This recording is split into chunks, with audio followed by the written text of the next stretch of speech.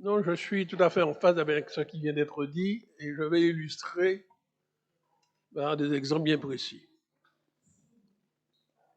Actuellement, toutes les protestations qui remontent, et ça passe aussi par les réseaux de vie rurale, concernent l'entretien routier. Or, le rapport qui nous est présenté pointe exactement ce qu'il faut faire. Mais la question, pourquoi ça ne se fait pas? Alors j'invite les collègues à aller regarder à la page 149, s'agissant des tâches d'entretien sur le réseau routier. Voilà ce qui dit. On a défini très clairement ce qu'il faut faire. Donc, ça, c'est écrit. Fauchage des bords de route, des dépendances routières sur les sections courantes. Élagage de la végétation dans le domaine public routier. Entretien des espaces verts, des carrefours et des échangeurs.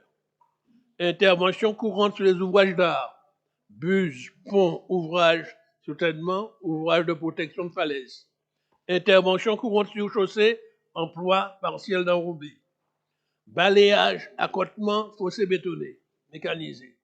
Curage des fossés et l'ensemble des ouvrages d'assainissement. Beaucoup de Martiniquais qui sont coincés dans les embouteillages, peut-être pour faire passer le temps, regardent nos bas-côtés. Ils prennent des photos, ils prennent des vidéos, puis ils les mettent en ligne. Ou bien ils adressent à tête des élus. Moi-même, je les relais et je les adresse à ceux qui passent les commandes publiques. Mais ça fait que la population nous juge simplement par nos défaillances. Et ils utilisent ça comme argument politique pour dire, mais ils ne sont pas capables de faire ce qui est de leurs compétences. Il y en a même qui prétendent que c'était mieux fait quand c'était l'État qui le faisait. Ce qui est faux, mais ils ont la mémoire courte. Mais j'ai constaté depuis quelques mois, voire maintenant années, il y a un esprit d'abandon qui donne une très mauvaise image de marque de notre pays. Au moment où la saison touristique s'ouvre, allez regarder dans quel état que nous mettons la Martinique.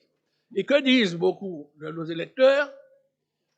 Vous n'êtes pas capable de faire ceci, de faire cela, de faire le transport, de gérer l'eau, et vous demandez de nouveaux pouvoirs. Ce qui n'a rien à voir. Mais nous sommes décrédibilisés. Donc, je n'ai cessé d'interpeller ceux qui ont en responsabilité pour dire, mais pourquoi ce n'est pas fait? Alors, vous annoncez que vous allez le faire.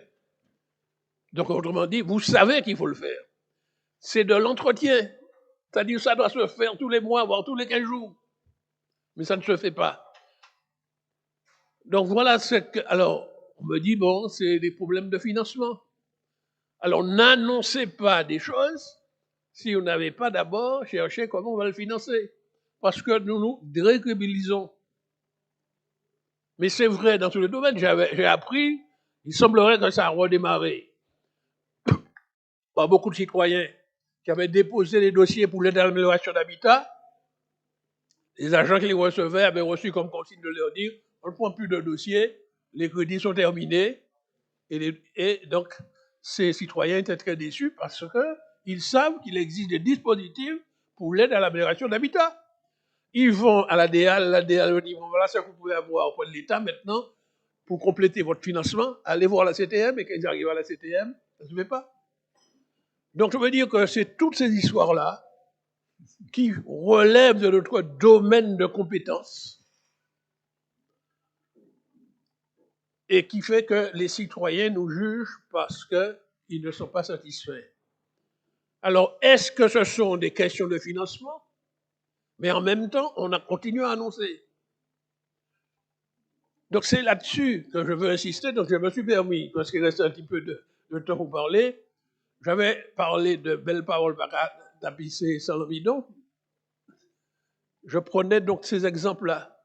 C'est pareil pour la formation professionnelle. Je vois que le rapport glorifie le fait que le nombre de demandes d'aide individuelle de formation a augmenté. Il a augmenté tout simplement parce que depuis 3 ans, vous ne faites plus de programme territorial de formation. Donc, les personnes qui ont besoin de se former sont obligées de courir à droite, à gauche, chercher des centres de formation. Les centres de formation disent, attention, pour pouvoir suivre ma formation, il faut être financé. Donc, ils leur donnent un devis. Et avec ce devis, les personnes vont à Pôle emploi qui leur dit, Pôle emploi peut prendre une partie, mais montez au conseil régional, montez pendant la CTM pour avoir le reste. Quand nous faisions des programmes territoriaux de formation professionnelle, les demandeurs de formation rentraient directement dans le stage. Ils n'avaient pas à chercher les financements parce que c'était déjà financé. Et c'est nous qui cherchions le Fonds social européen, financé et rémunéré. Vous avez cessé cette pratique? Et bien voilà, ils sont obligés actuellement de faire des demandes individuelles de formation avec un tas de démarches, souvent mal renseignées, mal informées, et ils passent à côté parfois de dispositifs qui auraient dû être mis en place, ne sont pas mis en place. Donc je voulais illustrer cela pour dire qu'il faut corriger cela si nous voulons redonner une bonne image à notre collectivité. On est fini. Quoi qu'il consomme le temps.